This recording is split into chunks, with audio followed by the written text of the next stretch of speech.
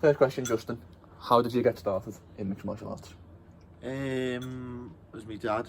I think my dad wanted us to get into fighting, like some sort of fighting. So I joined like a kickboxing gym for like about a year, trained there for a year, quit. And then my mum wanted us to get back into sport, so my mum sort of like forced us into doing some sort of sport. So I joined like MMA. Well, it was like a BJJ gym. Joined there, trained there for years, and then got into MMA. Yeah. And 5-0 in your career so far. Yeah. How happy are you with your performances in your pro career so far?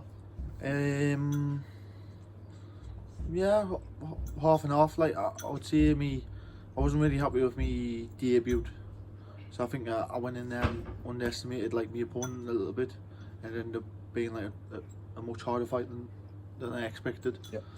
And then, but I learned from that, like straight after the fight, and then the fight from then of like sort of went in there like as if it's going to be the hardest fight yet, and then they've ended up went a bit better. And talking about the hardest fight, your last fight lasted 9 seconds. Am I correct in saying that? Yeah. Talking about underestimating opponents and stuff like that. Did you ever expect to have a fight that lasted? Never even lasted going to double digits for seconds. Well, I had an amateur fight actually that lasted 8 seconds. Oh, because you never even beat your own record. Aye, so it was like, but for some reason that felt quicker because it was just like, I don't know, you just like we both just came out and just like sort of just clashed straight away, and I can't really remember the fight. I just remember like watching it after. Yeah, that's about it. And one thing I maybe wanted to mention was you've had a little bit of a layoff. You've had 4 fights booked and 4 fights have been cancelled or have fallen through. How difficult has that been, having fights booked and then the meetings continually put off? Yeah, it's definitely been hard, but I think everyone's in the same boat, especially like English fighters. Yeah, it's a bit easier for the American fighters because there's a bit more money involved and just, like better venues over there. But I suppose everyone's in the same boat over here, so I can't really complain. Yeah. And as a young pro developing with this year that we've all had, I think has been particularly hard on young developing fighters such as yourself. How much of the challenges and the difficulties of this year itself impacted your game?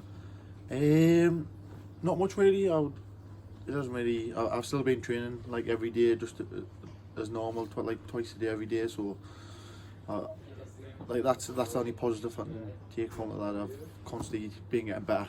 Yeah. So I've just constantly been training, but it'd be nice to actually get a fight in and see from like my last fight, which is like 18 months ago now, see how much I've improved and just see where I'm at. You know what I mean? Yeah. And is there anything rumoured at all? Is there anything that we're looking at? Any contact from any promotions? Well, I'm signed to Bellator at the minute, so they've told us hopefully end of February, beginning of March in the US. Okay. There's not much. Obviously, there's not much shows happening in the UK, so hopefully US will be good. And what is your current opinion of the? I'm not saying that the title fight will be next. What is your opinion of the current Bellator welterweight roster? I think it's a strong division. Yeah. I think in any show like 170, there's obviously a lot of fighters. And it's probably like the most like dense like division. So yeah, I think it's especially Bellator, it's a top division. I think. Yeah, definitely.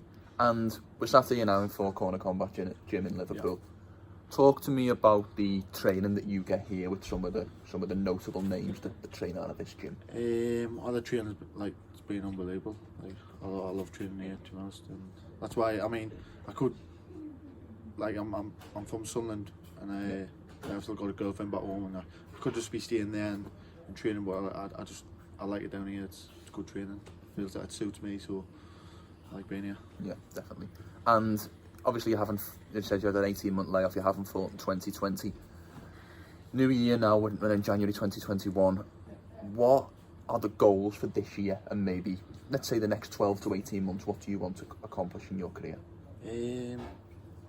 To be honest, just get as many fights as possible in, because like, I'm still young, and obviously people always say, oh, you're still young, but it's like, I'm not going to be young forever, so I've got to still get some fights underneath my belt, so hopefully just get plenty of fights in. And final question, on your return to the cage in Bellator, is there a name that sticks out that you would like next? Is there one name that comes to mind at all, or is it just anybody and everybody? Well, I was meant to fight in Milan. Yeah. I was matched up against Bobby Pallett. Yeah. We were both there, both ready to weigh in. It was like literally like the day before the weigh-in, and then a positive test on like my side.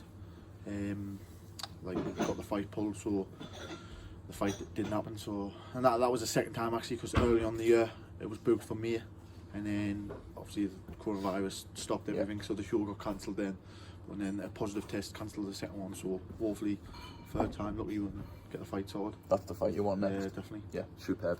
Before we finish, Justin, how can people find you on social media? Just tell the fans how you can find you. Just at Justin Burlo, Burlo on Instagram, and Burlo Justin on Twitter. Superb. And before we finish, anything you'd like to say to anyone watching this? Just thanks to my team at Four Corners, John Gillies, Eric, and the coaches, all the coaches here who help us out and look after us here, and just it's been good. Superb. Thanks for your time today, Justin.